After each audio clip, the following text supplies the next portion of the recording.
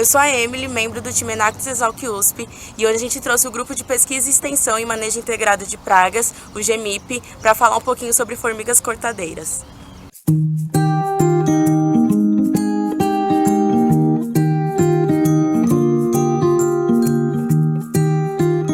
Oi pessoal, hoje a Enactus convidou a gente para explicar um pouco para vocês sobre as formigas cortadeiras, mais conhecidas como saúvas ou quenquens. Então a gente vai trazer um pouco das informações sobre como identificar essas formigas e também possíveis soluções de como controlar o dano delas na cultura de vocês. As formigas cortadeiras, elas são consideradas insetos pragas porque elas acabam causando danos nas culturas de importância econômica.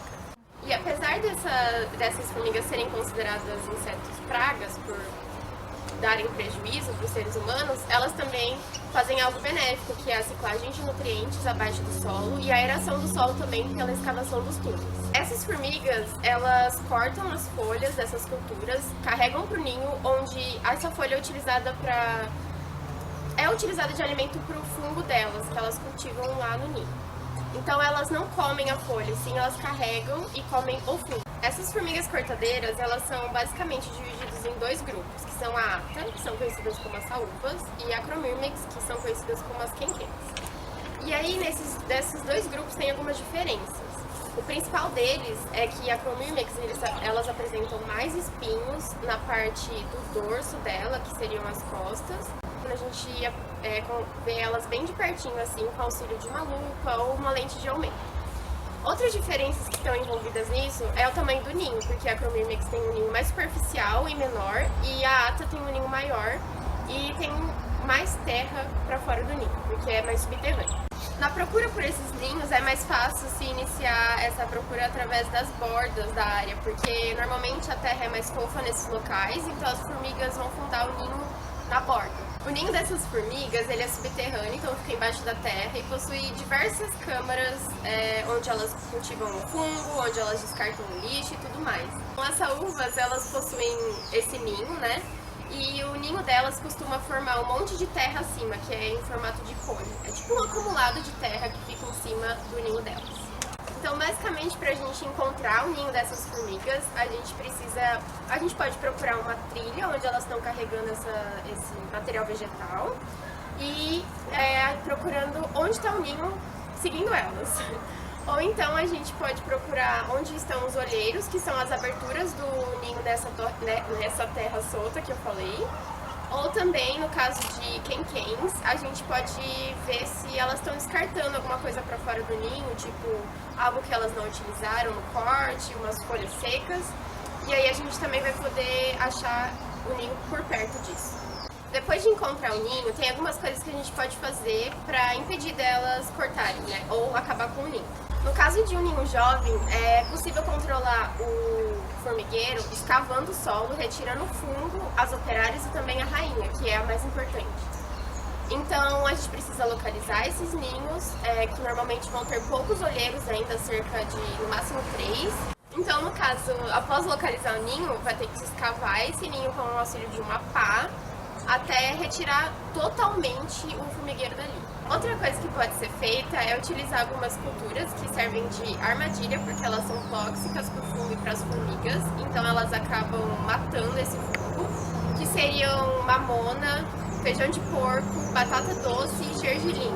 Então a gente pode plantar isso para atrair essas formigas e matar elas, porque seria tóxico. Inclusive, o gergelim e a batata doce podem ser utilizados para comercialização também.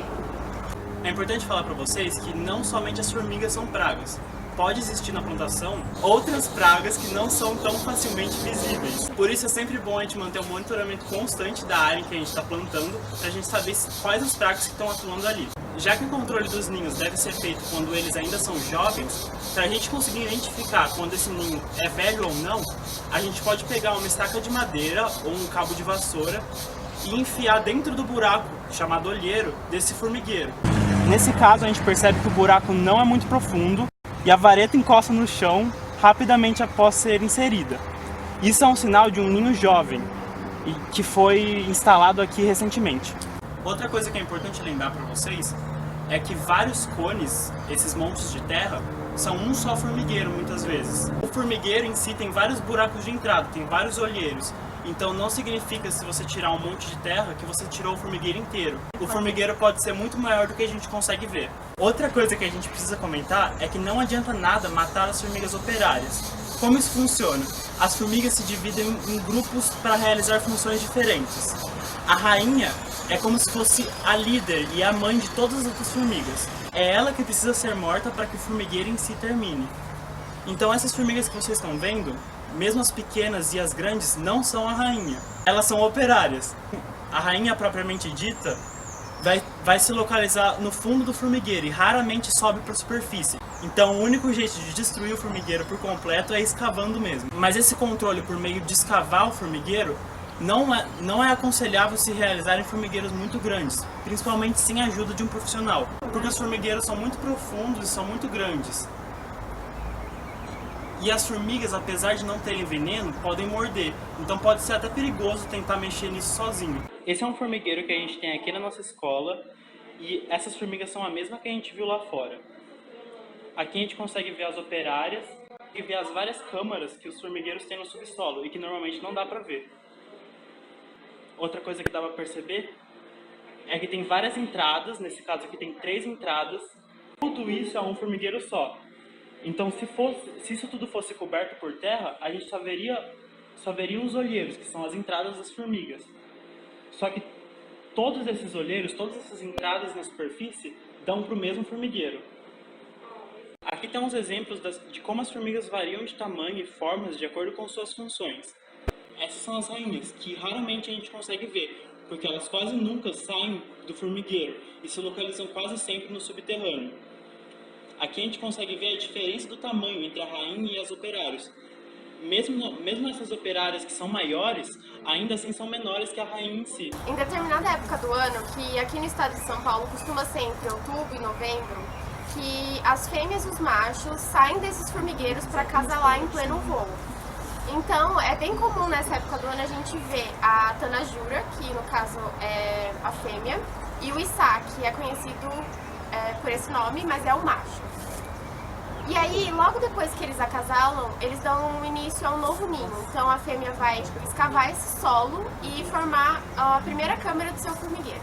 Uma outra medida que pode ser tomada é fazer uma barreira física nessas mudas que são maiores, tipo árvores pequenas, que poderia ser com caixa de leite ou garrafa PET, que seria mesmo criar uma barreira em torno dessa muda e passar algo tipo vaselina para as formigas não conseguirem atravessar essa barreira. Uma coisa importante é que se esse método for utilizado, a reposição dessa vaselina tem que ser realizada periodicamente, porque a chuva vai tirar essa vaselina, diminuindo o efeito. Mesmo que essas medidas sejam tomadas na sua área, é importante lembrar que as formigas elas não sabem determinar uma área, então elas não vão saber delimitar uma cerca. Então, às vezes, a formiga que pode estar atacando não necessariamente é da sua área. Bom, a gente espera muito ter ajudado com o que a gente falou aqui hoje e como deu pra perceber, essas formigas são difíceis de controlar, então a gente realmente espera ter ajudado vocês. Qualquer dúvida é só entrar em contato ou deixar aqui nos comentários. E é isso, muito obrigada por assistirem o vídeo.